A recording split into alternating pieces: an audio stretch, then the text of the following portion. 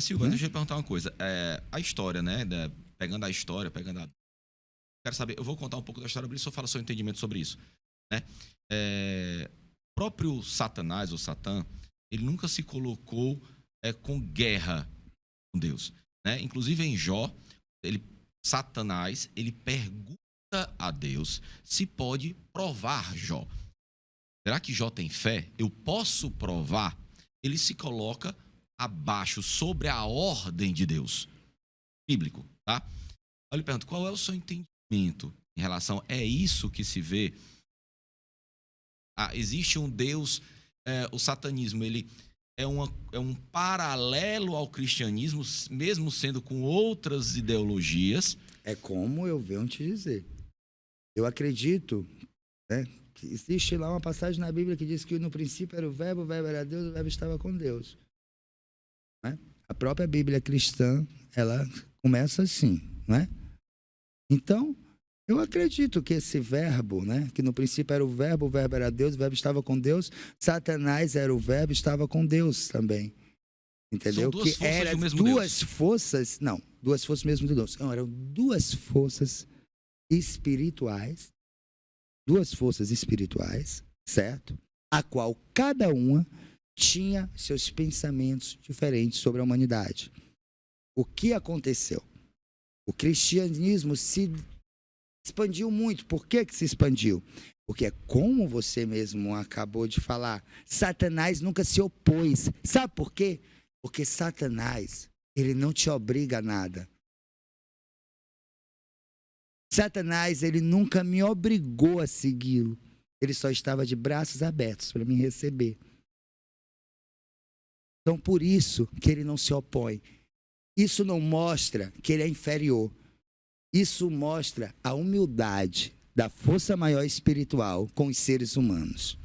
Deixa eu perguntar uma coisa agora, eu fiquei curioso. Em relação à história da humanidade, se fala muito, tem escritos, enfim, sobre essa crença em relação a Deus. O próprio Antigo Testamento tinha um Deus mais punitivo, Deus que se aproximava até mais da visão que nós temos de um opositor, de um Satã. Duas perguntas, eu queria saber o seu entendimento em relação a isso. Nesse período, o Satanás, Beelzebul, seja lá como o senhor quiser chamar, ele estava só ali de espectador, sem interferir muito, por isso que não se fala tanto nele, ou existem escritos, uma Bíblia satanista que mostra como é que ele interagiu ou agiu em relação à história do mundo? Ele não precisou escrever uma Bíblia para que todos seguissem a letra e ao pé da letra o que ele ditasse para que seja escrito.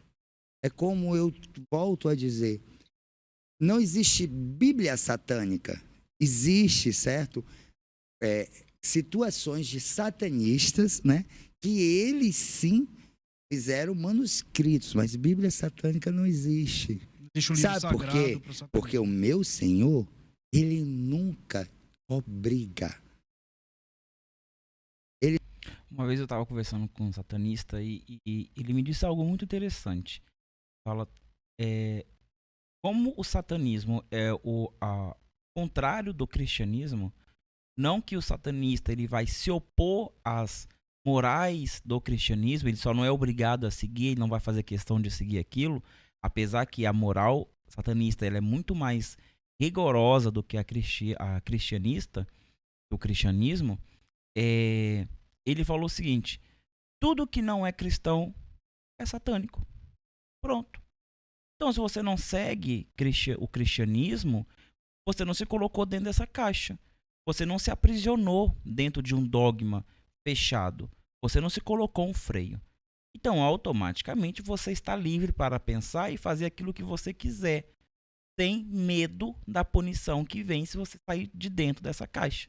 Então, automaticamente, você é satanista. Você não vai assumir o papel de louvação à figura do Satanás. E aí, isso aí é outra coisa.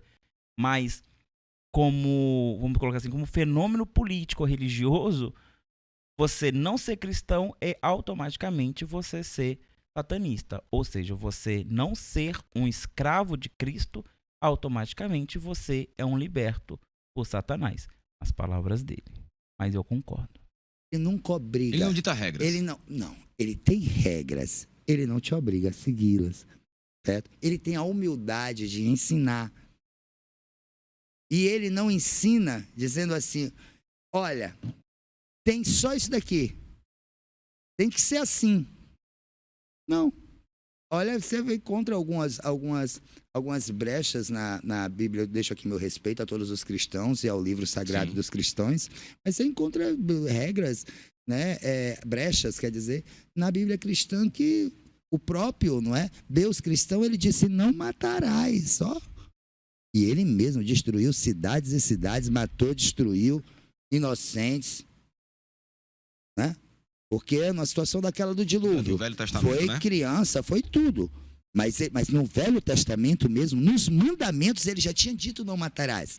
Sim. Não foi uma regra nova no Novo Testamento. Então foi uma regra que nem ele próprio cumpriu. Certo? Agora, eu deixo aqui todo o meu respeito. Eu estou falando de brechas que existe também, né, no livro cristão, a qual eu deixo o meu completo respeito ao livro cristão e a todos os cristãos. Eu estou falando que o meu Senhor, ele é aquele que quando ele se pronuncia, né, em respeito da humanidade, ele vê a humanidade como revolução. Ele é aquele que ama a humanidade. Ele é aquele que ele está aqui nesse microfone, ó. Eu concordo com ele, até porque existe um sincretismo de Lúcifer com o titã Prometeus. Se você é familiarizado com a mitologia grega, você sabe que Prometeus é aquele que ele trai os titãs para poder ficar do lado dos deuses na guerra entre deuses e titãs. E depois que a guerra acaba, ele não é punido. Ao contrário, Zeus deixa ele livre, como todos os titãs que lutaram a favor dos deuses. E o titã Prometeu, vendo a humanidade sem perspectiva nenhuma de evolução, ele vai lá e rouba o fogo do Olimpo e entrega para a humanidade. Só que Zeus já tinha proibido de fazer isso. Então, Zeus vai e pune Prometeus, prendendo ele numa rocha, onde uma águia vai lá todo dia comer o seu fígado. E como é um ser imortal, o fígado se regenera e todo dia ele passa por essa tortura. Mas o fogo é esse símbolo de evolução para a humanidade. Então, Prometeus, ele cria na evolução, no potencial do ser humano e deu essa luz, deu esse fogo da evolução para a humanidade. E a partir daquilo, os humanos começaram a evoluir e chegar até se tornarem semideuses, e alguns até se tornaram deuses, que era o grande temor do próprio Zeus, da humanidade se rebelar contra ele. Então, o Lúcifer, ele é muito sincretizado como Prometeus, esse portador da luz que traz a luz do conhecimento para a humanidade. Isso é muito interessante. A forma com que ele fala, então, deixa muito mais claro para mim. Evolução. Ele está, hoje em dia, nas grandes empresas, em tudo que evoluiu, no celular que nós estamos usando, nos computadores, tudo que evolui. É o diabo mesmo. Sabe por quê? É o diabo mesmo. Mas tudo é evolução. E a evolução veio da onde? A evolução vem dele. Porque ele sempre quis ver o ser humano melhor. Por isso, ele evoluiu o ser humano. Pronto. Então, porque se você vai colocar os conservadores, né?